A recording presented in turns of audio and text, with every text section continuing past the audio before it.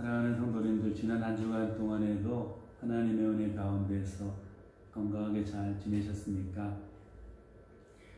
지난주에는 우리가 작은 기대를 가지고 있었는데 RMCO가 8월 30일까지 예정되어 있다가 뜻하지 않게 12월 30일까지로 연장이 되어버렸죠.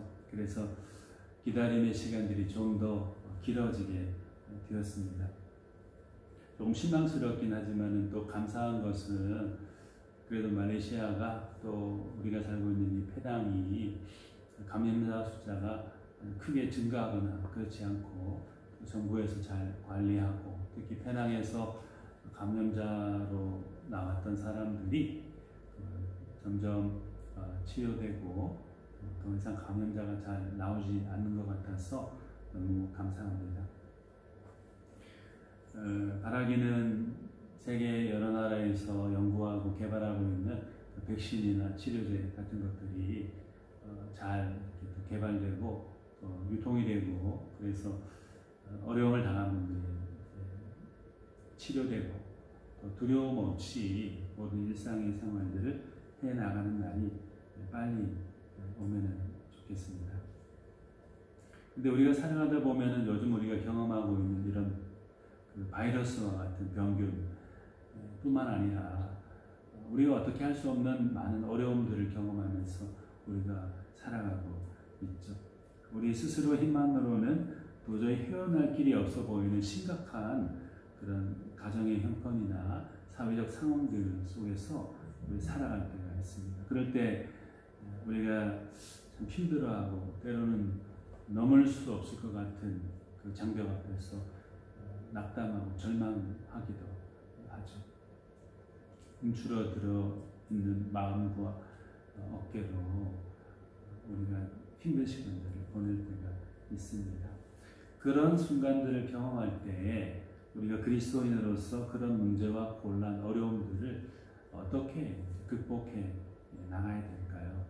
여러 가지 많은 방법들이겠지만 근본적으로는 그런 모든 근심과 걱정, 어려움들, 미래에 대한 두려움들, 이런 것들을 우리를 향하신 주님의 놀라운 은혜를 통해서 다 극복해 나갈 수가 있습니다.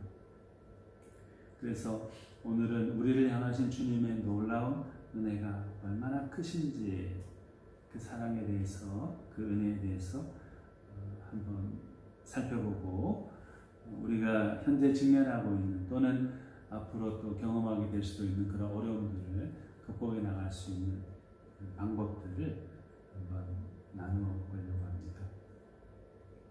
먼저 우리 주님께서는 우리의 실패 가운데서도 성공을 만들어 가는 분이시다 하는 것을 깨달아야 되겠습니다. 어느 대학교 도예학과에서 학생들이 그 티끌 프로젝트라는 것을 한동안 실행한 적이 있다고 합니다. 도자기를 만들다 보면은 자투리로 나오는 흙이라든지 또는 폐기해야 될 그런 도자 조각들, 이런 것들이 제법 많이 나온다고 해요. 그래서 그 대학에서는 경희대학교인데 거기서는 1년에 적어도 1톤 가량의 자투리 흙과 폐 도자기들이 나온다고 합니다. 근데 이걸 버리면은 이제 다 공해가 되죠. 일반 쓰레기로 분리돼서 매립지로 가는 정도밖에 안 되는데, 이 학생들이 이 자투리 흙과 폐 도자기들을 고속 분쇄기에 넣어가지고 가루로 만들었어요. 그리고 그것으로 새로운 도자기를 만드는 그런 재료로 활용을 했다고 합니다. 가만히 있으면은 무가치한 것으로 치부되어 가지고 매립지로 혹은 쓰레기장으로 가서 사라져버리고 말 그 가루들, 조각들, 파편들, 그런 것들이 학생들의 지혜와 관심, 그런 것들을 통해서 새로운 작품들로 만들어 재탄생하게 되었죠. 오늘 우리가 읽은 사도행전 12장 이 말씀 바로 앞부분에 보시면은 특별히 11장 19절 상반절에 보시면은 이런 말씀이 있습니다. 그때 스데반의 일로 일어난 환란으로 말미암아 흩어진 자들이 베니게와 구브로와 안디옥까지 이르러. 사도행전 6장 7장에 보면 스데반 집사님께서 순교 당하시는 이야기가 잘 소개되어 있습니다. 예수님을 증거하던 스데반 집사님이었는데 사람들은 그 소리를 듣기 싫어가지고 돌을 던져서 스데반 집사님이 돌아가시게 만들었죠. 그리고 이 일이 있고 난 다음에 그리스도인들을 향한 박해가 더 극심해져서 많은 사람들이, 예수님을 믿는 많은 사람들이 여러 지방으로 흩어지고 말았습니다. 박해와 위협을 피해서 도망갈 수밖에 없었던 것이죠. 예수님을 믿으면 모든 문제가 해결되고 복을 받고 예수님을 증거하는 사람들의 칭찬과 인정을 받을 거야, 이렇게 내심 생각했을 수도 있는데 도리어 복이나 칭찬이나 인정은커녕 사람들로부터 돌팔매질을 받고 무시당하고 욕을 듣는, 그래서 그 유혹과 박해 속에서 도망가는 신세가 되어버린 것이죠. 얼마나 스스로 생각해도 그 신세가 처량하고 비참했겠습니까? 그래서 어떤 사람들 가운데는 내가 이러려고 예수님을 믿었나? 내가 어려워하는 그 가운데서도 예수님을 믿었는데 도대체 예수님은 나에게 해주신 게 뭔가? 이렇게 한탄하면서 예수님 믿는 것을 포기하거나 절망하는 사람들도 초대교회 사람들 가운데, 신자 가운데는 있었을 것입니다. 그런데 성경을 우리가 가만히 보면은 적지 않은 많은 당시의 그리스도인들이 도망가면서도, 박해를 피해서 도망가면서도 새로운 지역에 도착해서 예수 그리스도를 증거한 것을 볼 수 있습니다. 실패한 듯이 보이는 상황 속에서도 절망하지 않고 자신들의 실패 가운데서도 새로운 성공을 만들어 가실 주님을 바라보면서 소망 가운데 어려움을 무릅쓰고 많은 사람들을 위해서 복음을 증거해 나갔던 것이죠. 그러자 놀라운 일들이 생겨나게 되었어요. 우리가 사도행전 11장 20절, 21절, 24절에서 26절 이런 말씀들에 보면은 사람들이 안디옥 지방에 이르러서 헬라인에게도 예수님을 증거하게 되었어요. 그러자 주님께서 그들을 도와주셔서 수많은 사람들이 믿고 주님께로 돌아왔다, 이렇게 성경이 말씀하고 있습니다. 특히나 바나바와 같은 사람을 통하여서 큰 무리가 주께 더하여졌고 급기야 안디옥에서 그리스도인이다 일컬음을 받는 역사가 일어나게 되었습니다. 사람들의 무시와 핍박을 피해서 도망간 곳에서 좌절하여 주저앉지 않고 도리어 예수님을 전파하면서 많은 사람들을 회심시켜 나가는 복음의 역사를 이루어 나갔던 것입니다.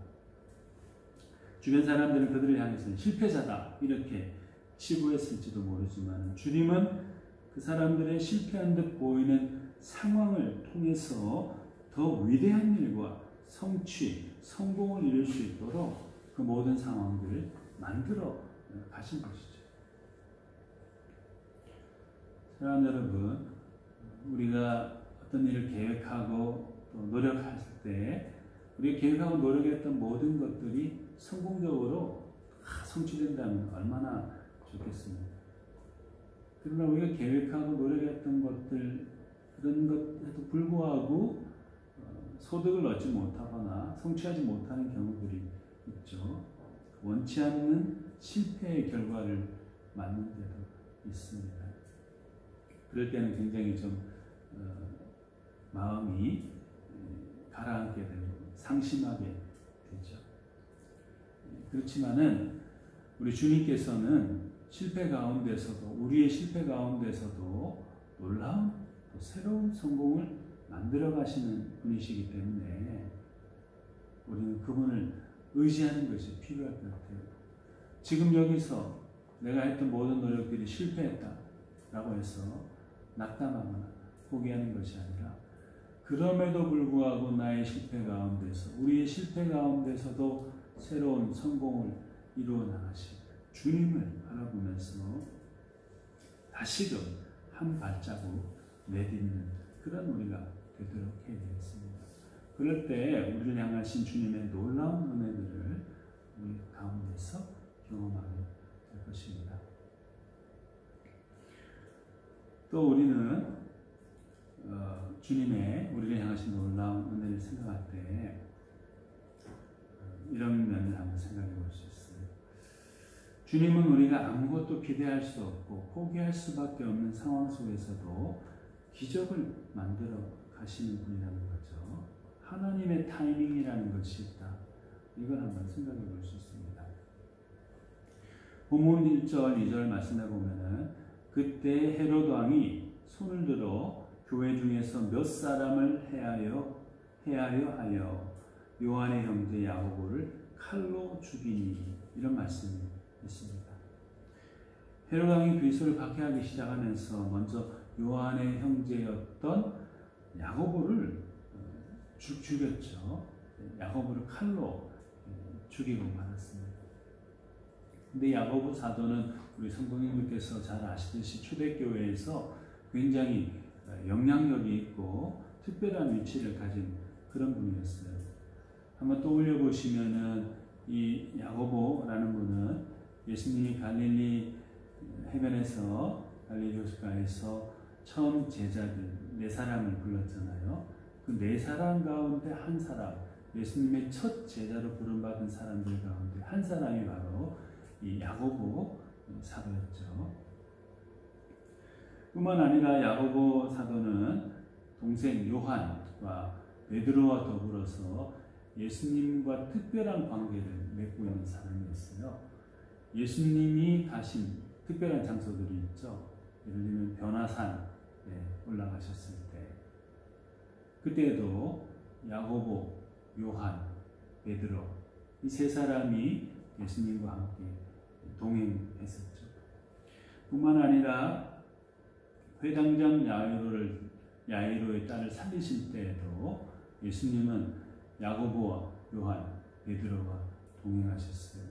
그리고 예루살렘으로 가시기 직전에 겟세마네 동산에서 간절하게 기도하실 때, 그때도 동행한 사람이 바로 베드로와 요한과 야고보였죠. 그만큼 이 야고보가 초대교회에서 가지고 있던 특별한 위치와 영향력은 지대한 것이었어요. 그렇기 때문에 어쩌면 헤롯 왕이 야고보를 잡아서 죽였는지도 모르죠. 그런 야고보가 헤롯에 의해서 죽임을 당했으니까 성도들이 얼마나 큰 실망을 했겠습니까? 뿐만 아니라 이 헤롯 왕은 사람들이 야고보를 죽이는 것을 보고 유대인들이 기뻐하는 것을 보면서 베드로 사도까지 죽여야 되겠다 생각하면서 베드로를 죽이려고 감옥에 가두어 버렸죠. 특히 사도행전 기록을 보면은 베드로가 감옥에 갇혀 있던 그 현장의 모습을 비교적 상세하게 기록해 두고 있습니다. 5절 상반절에 보면은 베드로는 옥에 갇혔고 이렇게 말씀되어 있고요. 6절 말씀에 보면은 베드로가 두 군인의 틈에서 두 쇠사슬에 매여 누워 자는데 파수꾼들이 문 밖에서 옥을 지키더니, 이렇게 말씀하고 있습니다.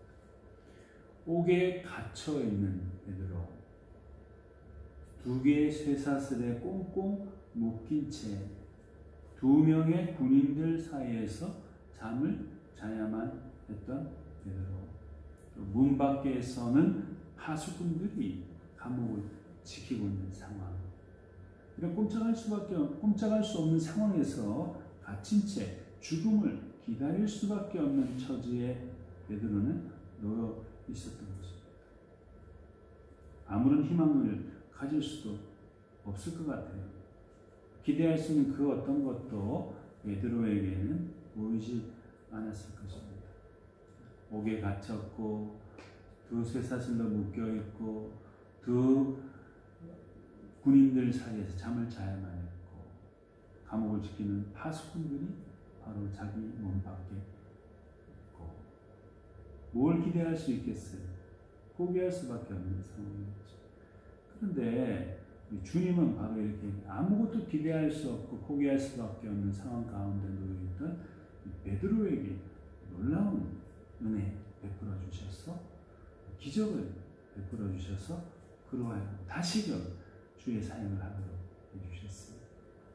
6절 7절 말씀에 보시면은 헤롯이 잡아내려고 하는 그 전날 밤에 베드로가 두 군인 틈에서 두 쇠사슬에 매여 누워 자는데 파수꾼들이 문 밖에서 오늘 그를 지키더니 우연히 주의 사자가 나타나매 옥중에 광채가 빛나며 또 베드로의 옆구리를 쳐 깨워 이르되 급히 일어나라 하니 쇠사슬이 그 손에서 벗어지더라 했습니다.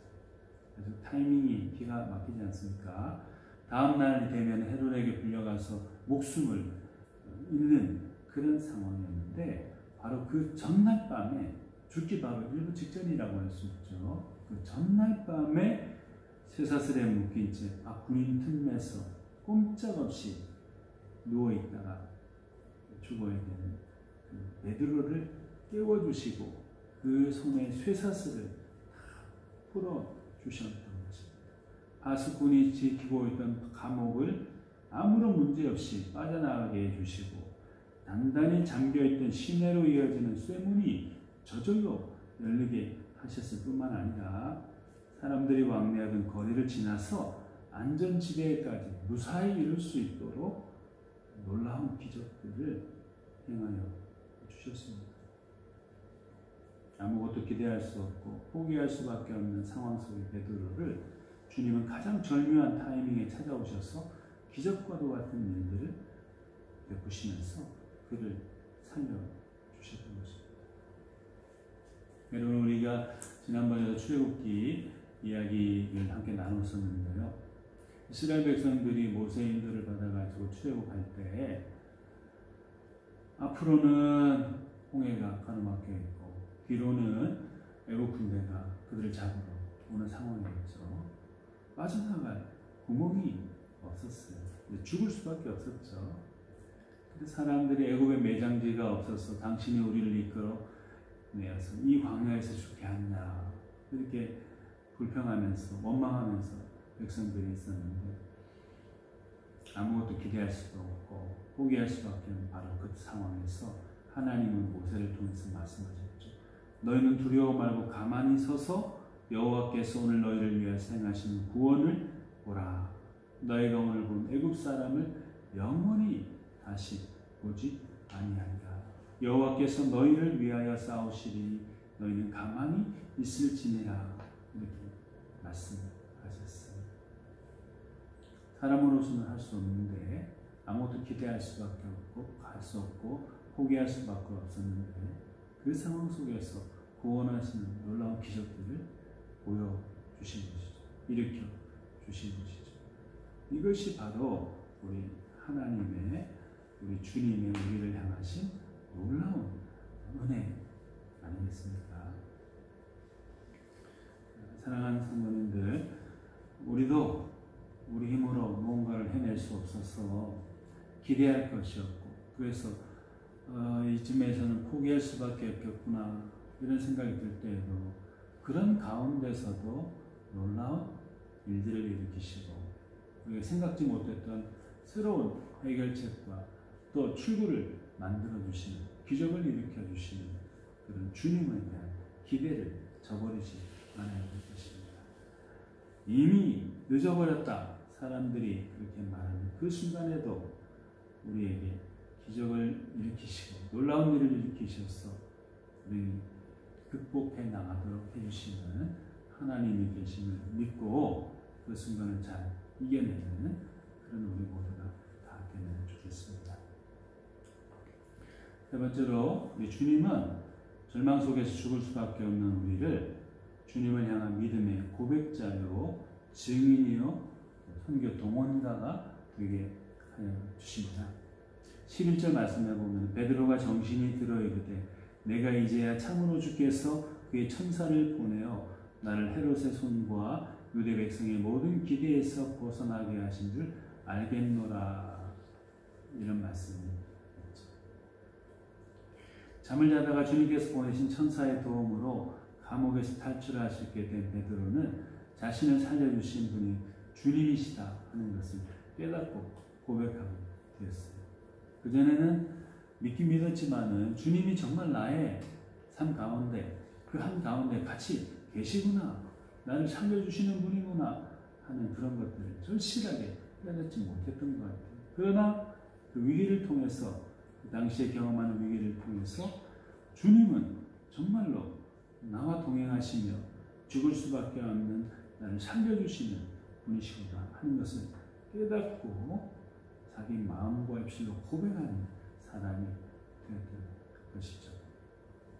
뿐만 아니라 베드로는 그 감옥에서 탈출해 나와서 마가 요한의 어머니 마리아의 집으로 가서 지난밤에 자기에게 일어나 놀라운 주님의 역사요, 그 은혜를 사람들에게 증거하는 사람이 됐죠. 주님이 살아계시고 우리를 향한 놀라운 은혜를 베풀어 주신다 하는 것을 증언하는 사람, 그런 증인이 되었던 것입니다. 그래서 16절 17절 말씀해 보면은 베드로가 문 두드리기를 그치지 아니하니 그들이 문을 열어 베드로를 보고 놀라는지라. 베드로가 그들에게 손짓하여 조용하게 하고 주께서 자기를 이끌어 옥에서 나오게 하던 일을 말하고 또 야고보와 형제들에게 이 말을 전하라 하고 떠나 다른 곳으로 갔다. 이렇게 말씀드렸습니다. 놀라운 은혜를 베풀어 주시는 주님을 깨닫고 고백했을 뿐만 아니라 그분을 사람들에게 증언하기까지 했고, 한 걸음 더 나아가서 다른 사람들도 이 놀라운 주님의 은혜를, 또 그 은혜를 베푸르신 주님을 사람들에게 알리라고 권면하는 사람들을 그 복음 증거 선교의 현장에 참여하도록 동원하는 사람이 되었던 것입니다.